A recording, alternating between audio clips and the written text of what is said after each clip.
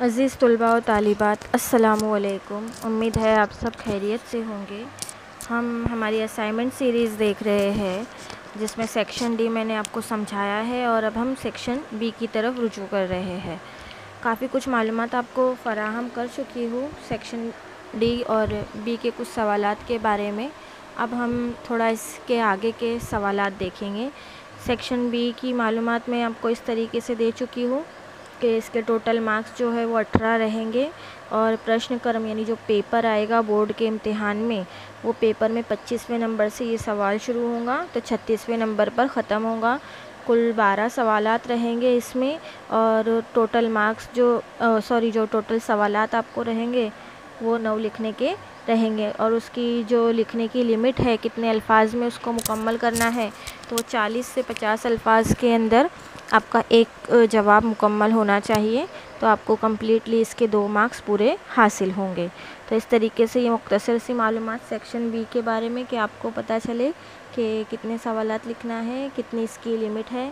कभी कभी ऐसा होता है कि जितना आपको लिखने के लिए कहा गया जिस सेक्शन में, आप उसमें ज़्यादा लिख देते हो और जिस सेक्शन में आपको वाकई में ज़्यादा लिखना रहता है आप उसे बहुत शॉर्ट कर देते हो, तो इसकी वजह से भी आपके माइनस मार्क्स जो है वो बहुत ज़्यादा कट जाते हैं। तो ये सारी बारीक चीज़ें जो है वो आपको ध्यान में रख के लिखना होता है कि 2 मार्क्स के जवाब में 2 मार्क्स जितना ही लिखना है और 4 मार्क वाले सवाल के अंदर जितना वो कहा गया है उतना ही लिखना है। अब हम आगे की तरफ बढ़ते हैं। सवालात है 5 सवालात मैंने आपको इससे पहले समझाए थे। अब बाकी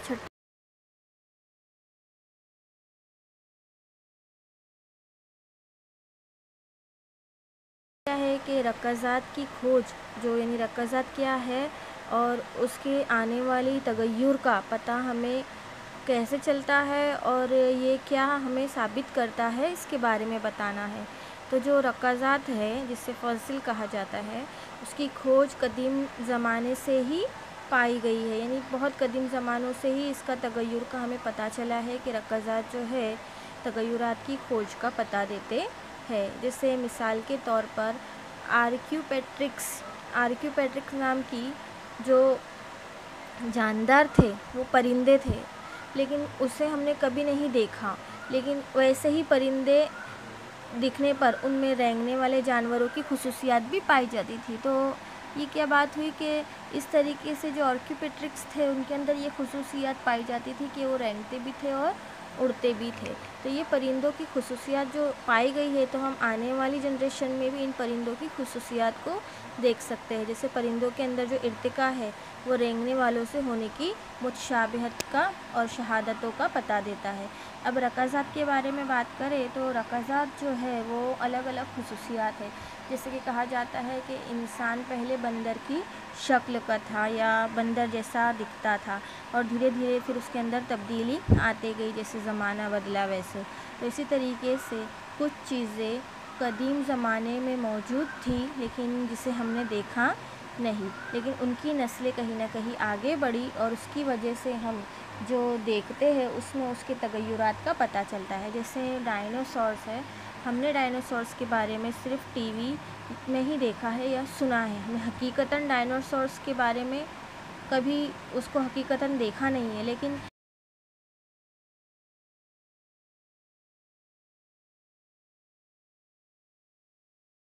कहीं ना कहीं इनका जो आबा अजदाद है, तो ये जिस तरीके से इसमें तगय्युरात का पता क्या चल रहा है, उनकी शहादतें उनके जैसा कुछ देखने को मिलता है। तो इस तरीके से ये जो रकाज़ात है ये तगय्युरात का पता देते हैं। अब उसी तरीके से सवाल नंबर 7 है कि विद्युत प्रवाह न तापी असर एटले शू। तो तापी यानी गर्म, उसकी बरकी रौ गुजारने पर उसके अंदर हरारत पैदा होती है, तो उसके क्या असरात दिखाई देते हैं। जब हम किसी तार से यानी कोई तार है, वो तार में बरकी रौ गुजारते हैं, उसमें बरकी रौ गुजारी जाती है तो हरारत उसके अंदर ऑटोमेटिकली पैदा होती है। जाहिर सी बात है कि करंट पास होगा तो हरारत पैदा होंगी और हरारत जब पैदा होती है तो तार का दर्जा हरारत बहुत बढ़ जाता है, यानी बहुत ज़्यादा तेज़ दर्जा हरारत उसमें होता है जब उसमें से करंट पास होता है।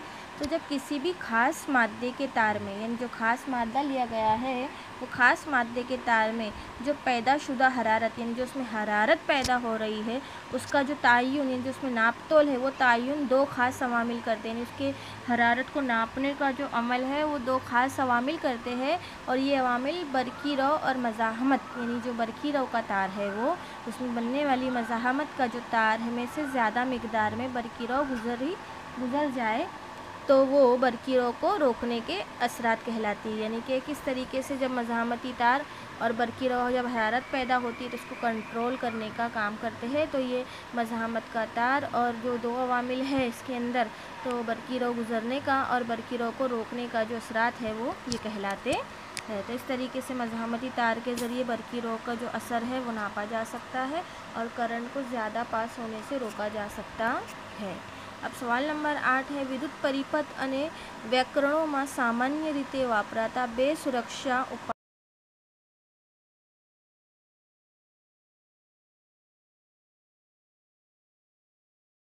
का जो तार होता है, जो वायर होता है, वो बरक़ी सर्किट में इस्तेमाल करने से हमारे घर के आलात की हिफाजत होती है। हमारे घर में जो बरक़ी रौ से जुड़े हुए हालात है वो हालात जो है उसको हिफाजत में रखते हैं, और इसके इस्तेमाल करने से हमें करंट नहीं लगता। अचानक होने वाले जो हादसात है करंट की वजह से वो हम बच जाते हैं।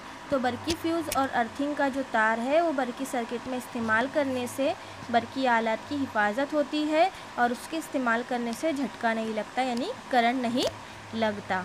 तो इसी तरीके से सवाल नंबर 9 है, वैज्ञानिक कारण आपो ओज़ोन સ્તરના વિઘટનમાં મુખ્ય જવાબદાર संयोजनों यानी CFC गणाए छे।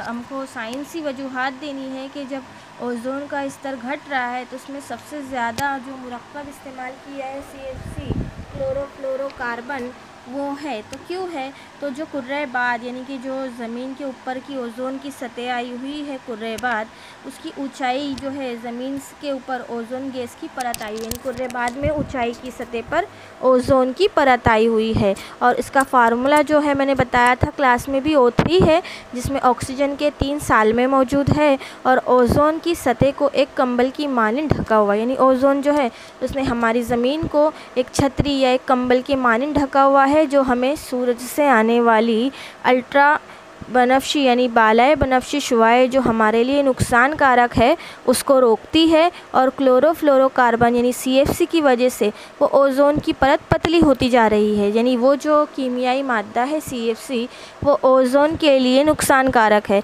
तो CFC की वजह से ओज़ोन की परत पतली होती जा रही है और इन कीमियावी मादों का इस्तेमाल जो होता है वो ख़ासकर रेफ्रिजरेटर, आग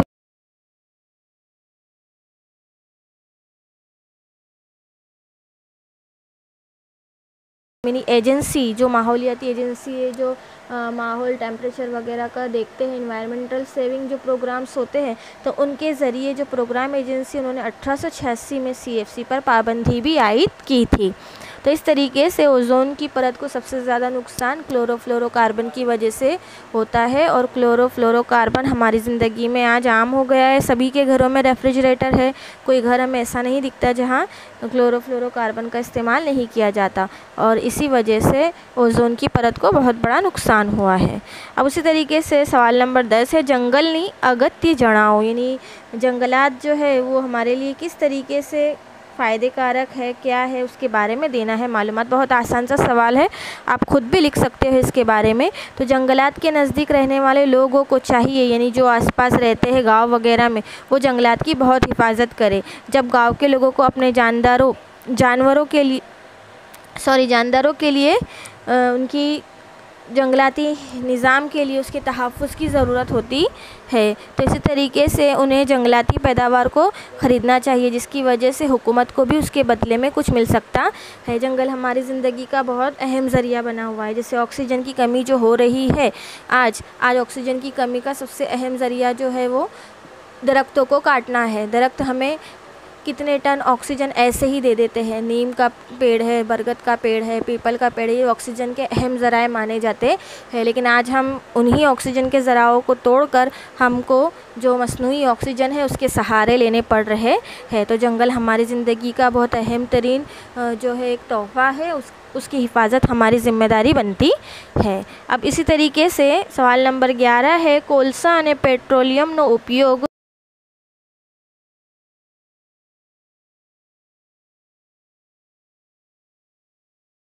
है वो कमी की कोई पण चार उपयोग यानी ऐसी कोई हमें बताना है। तो ज़्यादातर तवानाई रकाजी ईंधन जैसे कोयला पेट्रोलियम से हासिल की जा सकती है। तो हमें भी पता है कि पेट्रोल बिना तो हमारी गाड़ी भी नहीं चलेंगी। तो ज़्यादातर तवानाई का जो ज़रिया है वो कोयला पेट्रोलियम है और उनके एहतराक के नतीजे में जब जलती है तो नुकसानदा गैस खारिज होती है। ज़ाहिर सी बात है कि वो माहौल को नुकसान पहुंचाने का भी काम करते हैं। तो जो माहौल को आलूदा करते हैं और उनके ऐसा करने में तवानाई का भी ज़्यादा इस्तेमाल होता है और तवानाई की बढ़ती हुई मांग के नतीजे में तवानाई के ज़्यादा इस्तेमाल की ज़रूरत महसूस होती है और तवानाई में रकाजी ईंधनों का ज़्यादा से ज़्यादा इस्तेमाल होने की वजह से उनमें कमी वाक़ई हो रही है। तो ज़ाहिर सी बात है कि पेट्रोलियम और कोलसे का इस्तेमाल आज आम हो गया है, ख़ासकर पेट्रोलियम का। तो जिसकी वजह से वो इस्तेमाल तो बहुत ज़्यादा किए जा रहे हैं, लेकिन उससे निकलने वाले धुएँ से माहौल को भी नुकसान पहुंचता है, माहौल आलूदा होता है और इसकी वजह से उसकी तवानाई ज़्यादा खर्च होती है और तवानाई की वजह से इसके अंदर इन ईंधनों में कमी वाक़ई हो रही है। इस तरीके से आज मैंने आपको ये 5 सवालात के जवाबात समझाए और ये सवालात के जवाबात आपको समझकर नोटबुक में लिखने की प्रैक्टिस करनी है ताकि बोर्ड के इम्तिहान कभी भी हो लेकिन हमें तैयारी करती रहनी चाहिए। जो भी नतीजा आए लेकिन हमें हमारी तैयारी मुकम्मल करनी है और इसीलिए आपको नोटबुक कंप्लीट करें और ये सवालात को समझकर खुद से सेल्फ़ टेस्ट ले और याद करके लिखने की कोशिश करें। हमारे ग्रुप भी बनाए गए हैं, वो ग्रुप के अंदर आप लोग रिस्पांस दें और उसमें जो टीचर्स इतनी मेहनत कर रहे हैं तो बेटा ज़रा उसके अंदर आप लोगों के रिस्पांस की ज़रूरत है। तो ये जो भी पढ़ाया गया है इसको समझिए और समझकर नोटबुक में लिखने की कोशिश करेंगे।